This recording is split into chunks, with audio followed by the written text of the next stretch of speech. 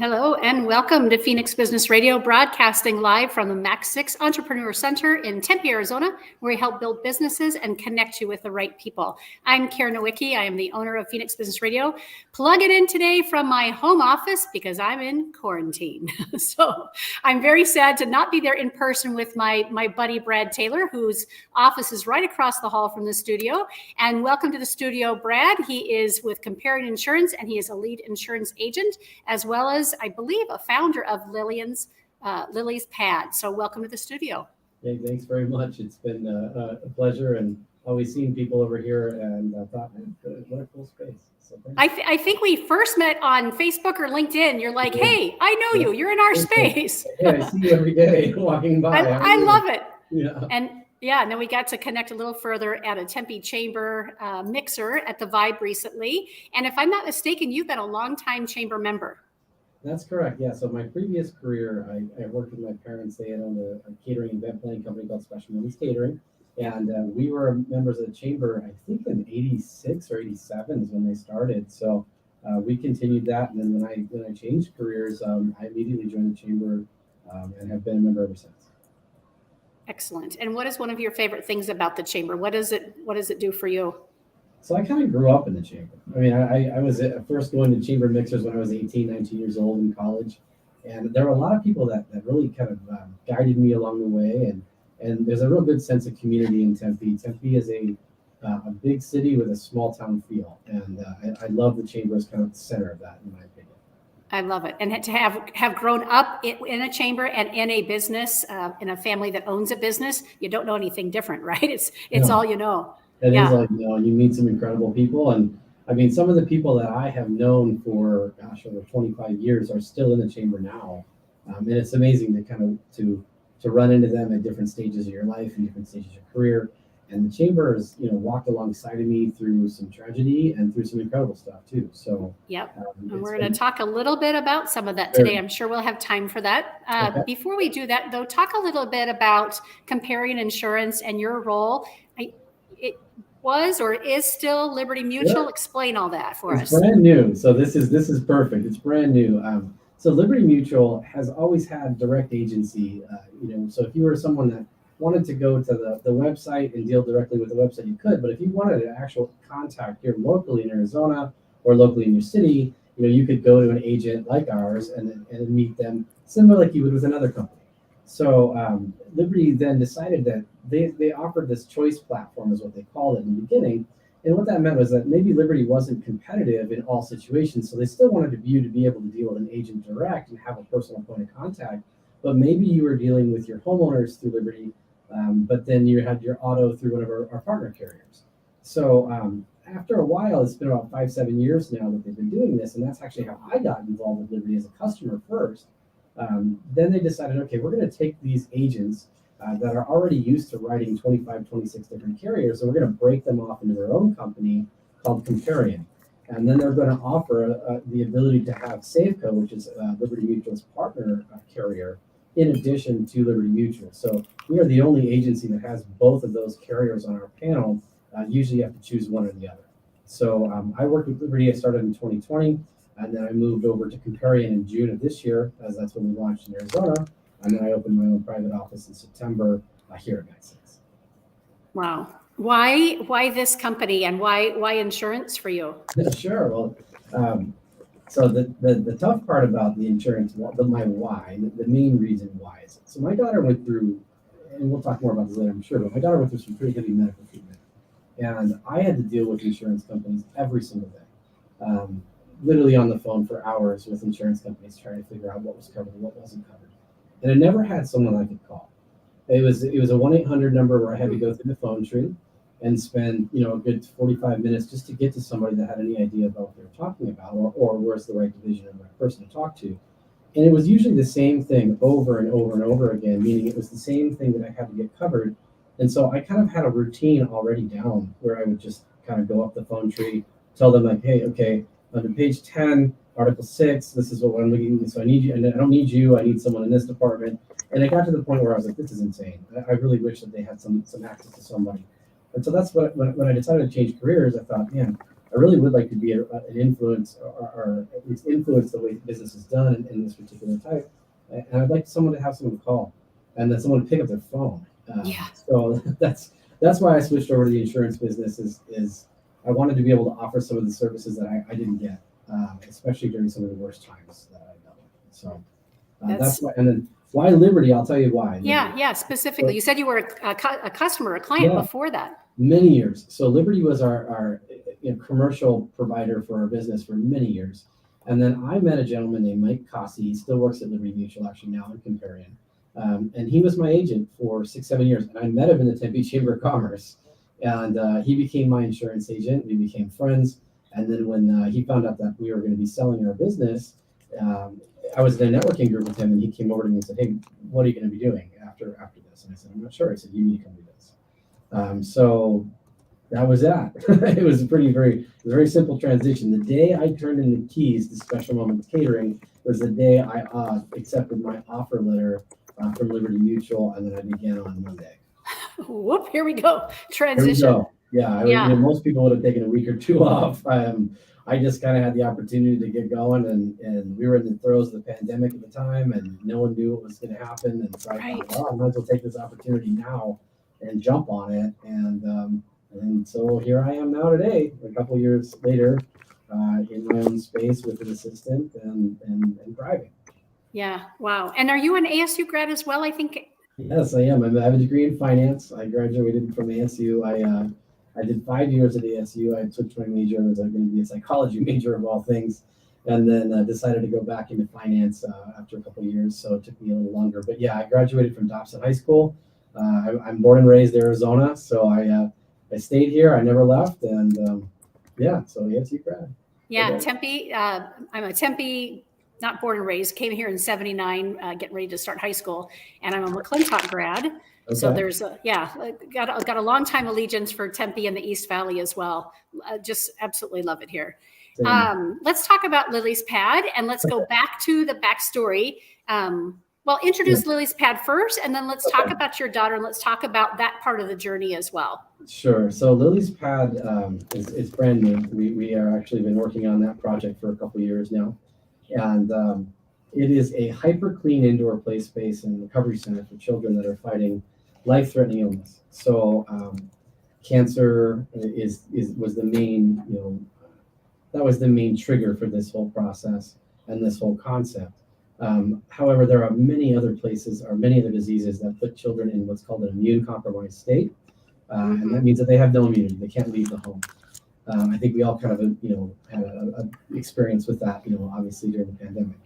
But this was my life pre the pandemic, actually. So my daughter was diagnosed in 2017, December the 19th to be exact, right before Christmas. She was diagnosed with leukemia. And we went into the hospital on December the 19th, and we didn't leave for over a month and a half. Wow. We celebrated a Christmas there. She was three years old at the time. We thought she had an ear infection. So we went in for typical antibiotics. And then that morning we were undergoing surgery to begin the pediatric leukemia cancer treatment. So I'm going to talk about your entire life coming off its rails in a matter of about 6 hours. It was tough. It was really, really tough. And that had actually been one of the best years of my wife and our life. We just purchased a new home in June.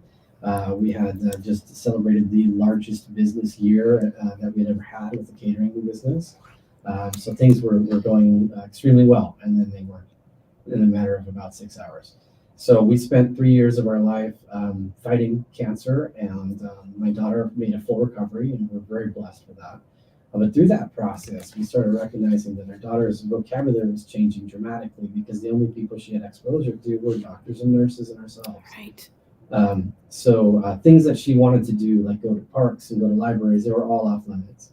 Her childhood went from a typical childhood to someone that was locked in confinement and daily would report to and from the hospital for painful treatment that would make her sick, and she couldn't do anything else.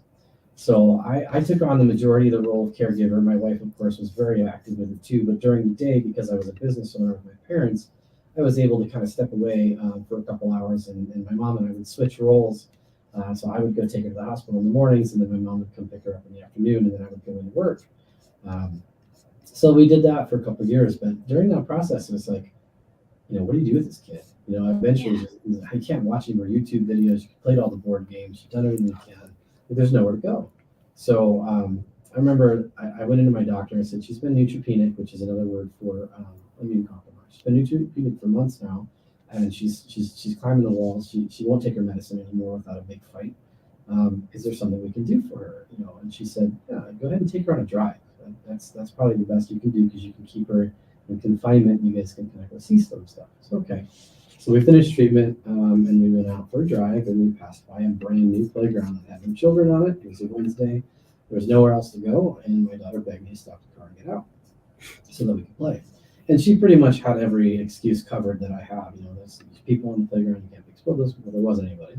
The playground's old and dirty, so you can't go on there. Well, the playground was brand new. They just finished. So I had no more excuses at that point. And she got furious. She started throwing shoes at me from the back seat. She actually cried herself to sleep, which I was so grateful for, because I hadn't slept in days. And so I brought her home, laid her on the couch, and then just, was very angry, actually. Very angry about the situation that my daughter, at the time, we weren't sure my daughter was going to make it. So I was like, this is pretty tough that this kid's going to spend the last couple of years of her life in confinement and then die in a hospital. This is unacceptable. And so the next day when I went back and reported for treatment, I asked the social worker, where can we take these kids? There's got to be someplace. Someone's got to have thought of this already. There's got to be something that's clean, like an operating room where these kids can actually be kids for a while. And the answer was there's nothing. There's nothing that they knew of, at least. We did eventually find one on the other side of the country. So I thought, okay, well, this has got to change. And so I sat on it for a couple of days, because I really wasn't ready to take on the project of what we're going through. And so I mentioned to my parents, and my parents said, we're going to make this happen. So you just keep doing what you're doing, and then we're going to start making this happen. And so that was 2019. And then so we got our own 501c3 and started rolling, and everything was moving up and looking good. And then the pandemic hit. Right. But the good news is that we just took possession of our facility. It's a blank shell right now, so we're still in the current build out phase. But last Monday we received the keys to our new space. It's about a 5,000 square foot space. It is included, we're not just going to be handling the children, we're actually looking to help the caregivers and the parents. So we have a very large caregivers lounge that's going to be set up. And the goal is to be able to give the kids about 90 minutes to 2 hours of a play session, where they're going to be actually interacting with nursing students that are earning their degrees, their clinical hours towards the degrees. We've already partnered with the Arizona College of Nursing to do that. And then the parents are going to have access to other nonprofits that offer services that they don't even know are available to them, because when do you have time? When do you have time when your children are constantly on top of you and they need your care to actually take a look at some of the options? So the goal is to be able to create a space for the parents to be able to have access to other opportunities for help, and then let the kids be kids. Wow. Where is the location? It's in Tempe. It's right down the street from us. It's on Priest and Southern. Oh, really? Yeah, it's right behind Which corner? Plotsky's Deli. It's on the Priest Yeah. side. Very good. Mm-hmm. Yeah. And you just got the keys last week, Monday. A week ago today. Mm-hmm. Yeah, absolutely. Incredible. It's exciting. It's exciting and terrifying all at the same time. I have to relive this a lot, and it's tough to relive it, but I know that we're doing good, and that this is going to be, I hope, the way in the future for treatment. I really do. I think that there's too many kids. There's thousands of children that are neutropenic in the state right now that have nowhere to go and nothing to do. So we're just one small cog in the wheel to try to get this movement kind of moving forward. It's a very underserved portion of the population. Yeah. Do I understand that some hospitals provide small spaces for play and everything, but I don't even know if that's... Yeah, no, that's true, actually. So inpatient treatment isn't the problem. Inpatient, there was lots to do. There are people visiting us with dogs that we could pet. Now, granted, when she's neutropenic, you really can't do that. But there were little playrooms that we could go play by ourselves, and then they would clean them up and then leave. But the majority of my daughter's treatment was actually not inpatient, it was outpatient. And the reason that they do this is because the children in the past, they would die from common diseases that they would contract while they were in the hospital, because they have no immune system. Right. So as they are battling the cancer with chemotherapy, chemotherapy is just, all it is medicine that it kills fast growing cells. It's non-selective. So it kills good cells along with the bad cells. and some of the fastest growing cells are blood cells. And so these children were dying of pneumonia or other like staph infections that they were getting from being in the hospital while they were neutropenic. So they started the medical community started sending kids home. So they would do treatment inpatient outpatient technically for a couple hours, and then they'd send you home. And that's why when I asked some of the caregivers, or some of the hospital staff, like, I don't understand why this isn't a thing already. So, well, Right. it's kind of new. The outpatient treatment is really only been around for about 10 to 15 years. So this need of having something to do has already been done inside of the hospital. It's just not done in an outpatient way. And it's a trade-off, right? So they have an opportunity to be home and receive treatment there, and hopefully have a longer opportunity, obviously, to recover and to live. And yet they have to still be isolated, and they don't have some of the benefits that an in-treatment plan would provide for them that they've been creating and curating and perfecting for years. That's correct. Yeah, and there's no sense of community either. You're separate. You're constantly separated. Both mom and dad, and obviously a child as well. Tell me how old your daughter is right now. 8. She's 8 years old. 8. So, gosh, I didn't, and maybe you mentioned that earlier, how young she was when she was going through. She was 3 years old. Wow. Wow.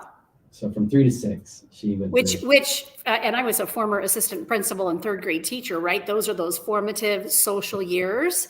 Yes. And COVID's been rough for kids that age anyway, but on top of that, to have her experience the health things that she's been battling, and wow.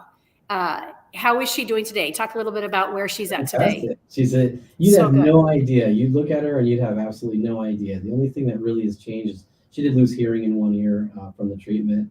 But other than that, that's really it. I mean, she's a typical child that you'd see running down the street. Long hair, her hair grew back, and she actually lost her hair twice, and it came back, and it's beautiful. And she's she loves to dance and sing, and you have no idea she went through half of what she went through. So good. That says a lot about the way you guys handled it as well. What does she think of Lily's pad? Does she have an opinion? She's super excited about it. It's an interest. Keep in mind, like, a child's time frame of how fast something should be done is 3 weeks. I don't think she really has the idea and scale of what we're actually doing. I don't think she has a clue about how complicated this is. So yes, she's super excited, but she's like, why aren't we done yet? You know what I mean? Like, why isn't this already up and running? It hasn't been for 3 years. Like, so as much as she's very excited, and I think what's really going to be interesting is to see her interact with other kids. Because when you ask her about it, she says, I really want to tell them, like, look, you can beat this. I mean, you can beat this. I'm standing here today. You can beat That's why we're here, right? That's why we're doing this. Yeah. I pulled up the website I shared with you before we went online to conduct the interview. It's a great website. What I'm curious is, as a community member and a business owner, a fellow Tempe Chamber member, I'm an NAU grad, so I can't throw the ASU thing in there. But what can we do to help you? What do you need from our community to make Lily's Pad a success? So right now we're in a really interesting stage. So we're in a stage where we've raised a lot of money already, and we still need to raise more to continue to build the facility. But we're in this phase right now where we are attempting to connect with other people that want to help complete the project. So whether that's a financial gift, or whether or not that's a business owner that owns a contractor, a piece of the contracting, and they want to get on it and maybe help us with that, we're open to just about anything right now. We're still in the phase right now. We are looking for a contractor to take on this project, and we've got several bids, but we have not signed up with one particular contractor just yet. So we are actively looking for vendors or staff member, that either wants to be the general contractor, or maybe someone that owns a business that could help us complete the project. Like I said, it's an empty shell. Architect Ton in Tempe has already done all of the plans. They've been submitted to the city of Tempe, and they have been approved. We're just actually working on our sign right now, getting the final approval for our signage to go up. But the facility itself is literally just concrete floors and open walls. So we're looking for electrical help. We're looking for plumbing help. I mean, we've got several contractors on the way that have already agreed to help us. So I might be incorrect on some of those. I know we need help. Let's just say that we need trades. Yeah. And besides something like this, where you're sharing your story and putting it out there, what other ways in which are you getting connected? Again, 25 years in the chamber says a lot for who you are and who your family is. But beyond that, what else can we do to help you? So and where is, sorry to interrupt, Brad. So funding is, right now, funding is you guys and whatever donations come your way and volunteers come your way? So we've been very blessed as far as the funding goes. We've received multiple grants. The Fiesta Bowl gave us a grant. Chase Bank has given us a grant. Fiesta Bowl is our largest grant. That was a $100,000 grant. So we've won multiple grants, right? And the Canada Foundation did give us a grant. SRP Indian Gaming gave us a grant. So anyone that knows of a grant or is maybe on a grant writing team, send us the packet. We'd love that to be able to apply for those grants. And then yes, all the other funding has been through fundraising.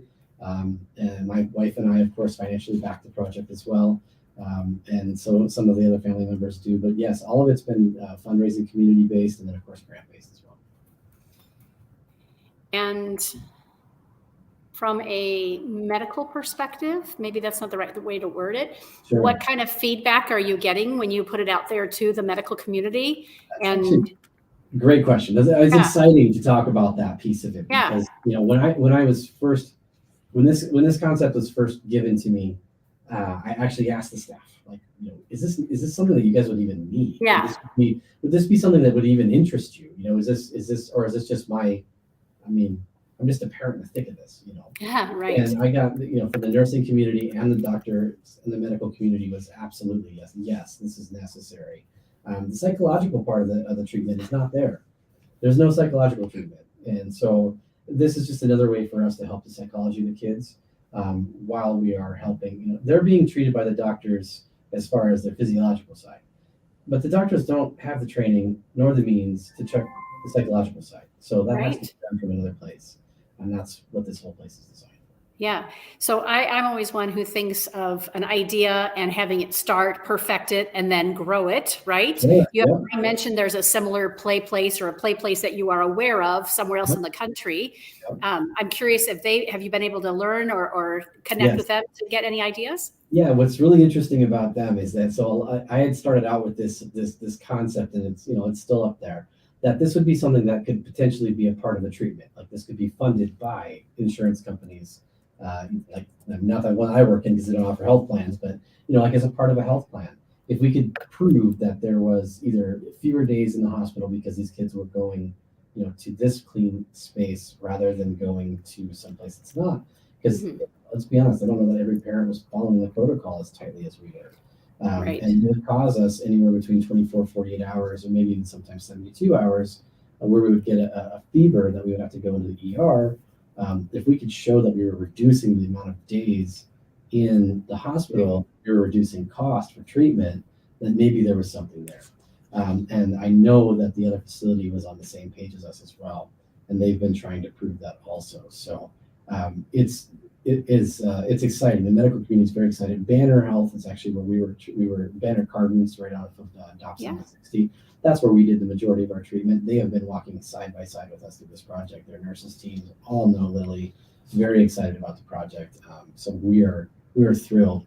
We are going to require that they be referred to us by a doctor in order to come and use the facility. That's smart, right?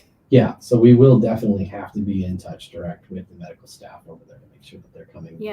That the right children are using the facility.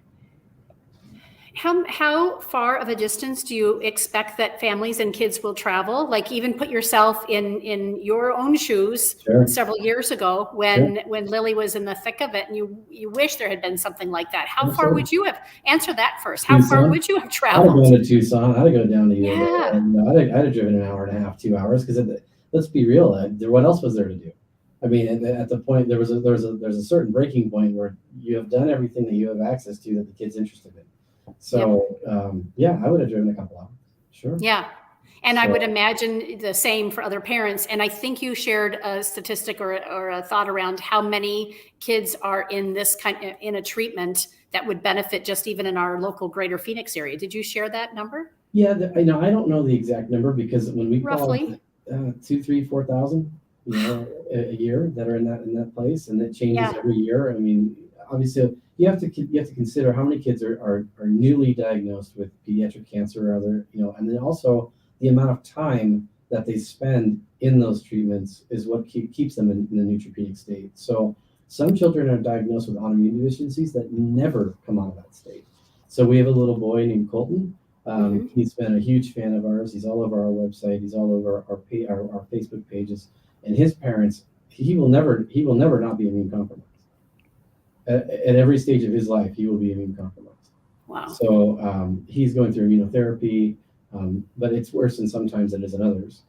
So he'll be a perfect candidate to come. Children that receive organ transplants, they are immune compromised for over a year. And then oddly enough, my neighbor's child, my daughter's best friend, is undergoing treatment for the third time. She's going to be receiving stem cell treatment hopefully in January, and she will be immunocompromised for about 6 to 8 months, if not a year. So that's going to be interesting to see if she'd be able to use the facility. Yes. Wow. And how do folks get a hold of you? I know that the website is liliespadaz.org, liliespadaz.org. And is there a contact form that I see a contact us, or is there an opportunity to donate? Absolutely. You guys are on Facebook, Twitter, and YouTube. Is that right? Yes, we have all Instagram as well. And Instagram as well. Very good. So yes, for our listeners, I hope that, of course, you reach out to Brad and the team at Lily's Pad and find a way to get connected. If you know a contractor and electricians and anything else in that building space that would benefit, materials, you name it, that would be of great benefit. We'll have to get you connected with Treasures for Teachers too, for art supplies and those sorts of things. If there's going to be a section for that or whatever that needs, maybe even good. Yeah, we'll get you connected with Barbara Blalock. You might even know Barbara from the Tempe Chamber. They're a local nonprofit. Will get you guys connected. Let's go back to the insurance business. Sure, your day job. My day job, what I do every day. Yep. And I know Daryl, our producer, is now a client of yours and has his health insurance with you.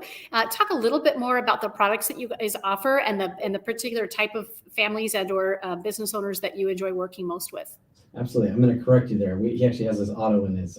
Oh, sorry. Auto. His auto. Yeah. It's so not health insurance. Not I was health like, insurance, yeah. no. Hello. That's okay. That's because we were talking about medical. Right. That's what happened, right? Yes. So tell us about the products that you offer. Absolutely. So we are owned and operated by Liberty Mutual. So we have, a huge board of products, from jewelry insurance to pet insurance to auto, home, life insurance, a full gamut of anything personal lines. So I write a ton of insurance for boats, for RVs, for quads, motorcycles, you name the type of vehicle and I can insure it. And we have 25 different carriers, so we can always find a solution for somebody. I've dealt with a lot of, recently, obviously, the mortgage, rates were so far down. People were buying a lot of properties, a lot of rental properties. So we're doing a ton of landlord-owned properties with tenants inside of them. A lot of VRBO properties, vacation rental by owner. What really is unique about our insurance, as a whole, is that we do have Liberty Mutual Access products, which are amazing, and that company's been around for over 100 years for a reason. But in addition to that, too, we can go outside of that one particular company into a bunch of different carriers. So it's similar to like an independent agency. However, we have access to Liberty Mutual products, which they do not. So you might have a customer that has 4 or 5 different carriers, but they all have one contact, which is me. So it's peace of mind to be able to deal with the same person, even though you might be dealing with 2 or 3 different carriers at the same time. So that's what excites me the most about it. What excites me about it is okay, maybe you're not a fit for Liberty Mutual, which is fine. But let's just do business together. In general, right. I'm not loyal to just one particular carrier, but I will tell you, I have been a customer of Liberty, and when it comes time to pay claims, they pay. So, and that's really what all of us want with insurance, right? You buy insurance so that when you need it, you absolutely need it, and it pays. Right. And that's exactly what the experience that I had with. I was very blessed, with having some great advice from my father as a young man. He said, "Brad, there are a couple things that you never want to go cheap on. And one of those is your insurance, because when you absolutely need it, you're going to need it. And you'll be very sorry that you have been investing in something that's not going to pay." So we had been very fortunate. Right before my daughter was diagnosed, my wife works for the city of Phoenix, so that's where we get our health insurance from. they had changed carriers and they changed plans, to try to save the employees, $25, $30 a month. And when my wife and I had gotten this notification, we're like, oh, just can't do it. I think it's just not worth it, bumping our deductibles up, even higher than they already are. Well, fast forward into my daughter's situation, and I am the reason insurance exists. My daughter's claim was $1.3 million to treat. Yeah. Wow. Face over here. Eyes are lit up. Yes, $1.3 Yeah. million is how much it cost to treat her so far, and we're not done. So we're very blessed that we had very good insurance. Yes, it costs a lot of money out of pocket still. We had 4 years of deductibles that we had to pay out of pocket, but Yeah. it's nothing compared to what we actually had to pay. And Oh, yeah. story after story after story of really simple tweaks that we can do for you. And let me give you an example of that. So on your auto insurance, if you were to call a 1-800 number and just ask, okay, I want state minimums, they're going to give you liability of $25.50 here in Arizona. And the property minimums are $15,000. That's the minimum. Now, if you take a look at all the cars on the road, you guys defer about inflation and how used vehicles are getting more expensive. How many vehicles do you really think are on the road that are only worth $15,000? Not that many, right? No. So you can tweak that coverage from $15,000 up to $50,000 or $100,000 for about 80 cents a month. So you're getting 3 to 4 times the coverage for less than $1 a month. So that doesn't seem like that big a deal to spend 80 cents a month, but it's a really big deal when you hit a Cadillac. And those things are worth, $50,000, and you now have the coverage. Whereas before, if you only had $15,000, it would put a lien against your house for the extra $25,000. So there's very small, basic, simple tweaks that when you're dealing with somebody who's actually been trained and cares and has their name signed on your policy, that's important. And I believe that that's kind of what's missing in the 1-800 world. Oh, for sure. Yeah. I mean, how many times does somebody have to call in and have to retell their story, over and over and over again to try to find it and get it? And by the time they're on their 6th or 7th call, know more than the agent or the rep on the other side. Yes, yeah. Exactly. Same exact thing I went through. Yeah. Wow. Grateful that you're doing what you're doing. Grateful that you've got Lily's Pad. We're super excited that you're just a couple of doors down in the Max 6 community with us. How do folks get a hold of you and stay a hold of you when they're interested in making a switch with their insurance? Absolutely. So email is the easiest way to reach out. So brad.taylor@libertymutual.com or brad.taylor@comparinginsurance.com. Those are the two easiest ways. I mean, they can obviously, they can grab me through LinkedIn or any of the other social media platforms as well. But email usually is how people like to start that conversation. Very good. Again, it's brad.taylor@libertymutual.com. And to connect with Brad with regards to Lily's Pad, it's lilyspadaz.org. Brad, is there anything I didn't think of to ask that you thought this morning? I want to make sure we cover XYZ while we're on Business Radio X today. Not really. No, you've done a great job. I appreciate you. I think the only thing that really was, maybe still hanging out in my mind a little bit is that I don't really talk about this that much, but I have been so blessed to work for a company like Liberty Mutual. My wife and I do financially support Lily's Pad, and Liberty Mutual matches every cent that we donate. Absolutely. Penny for really? So I wanted to just give them a quick shout out. That I know that insurance companies get a pretty bad name, and that they're not always respected in their community, but they do a lot of good, and Liberty Mutual especially does a ton of good. So every policy that I sell, I do give a portion of those proceeds that go to that go to Lily's Pad, and Liberty Mutual matches that dollar for dollar. So it's incredible. So incredible. And again, the longevity that can create that relationship. And then when you get your legs underneath you with this first facility and you're ready to take it to, again, the medical community, and I keep seeing it, nationwide, what a fantastic opportunity for Liberty Mutual to be along for the ride and the pride that's involved in that. I have no idea where this is all taking me. I see it. Yep. I see it. I know how that goes. I see it happening for you and have no doubt that it'll be great success. And I hope you'll come back on with us again and talk about what this next phase Once is. it's open, I'd love to come back on. That'd be amazing. We'd love that. We'll Daryl and I will come out and check out the facility Sounds with you. good. And yeah, it'd be great. Well, thank you again for spending time with us today on Business Radio X. You've been listening to Phoenix Business Radio X, broadcasting today from my home office. But Brad is with Daryl in our studio at the Max 6 Entrepreneur Center right in Tempe, Arizona. Some media leans left, some lean right, and we lean business. Until next time, I'm Karen Nowicki. Thanks for listening.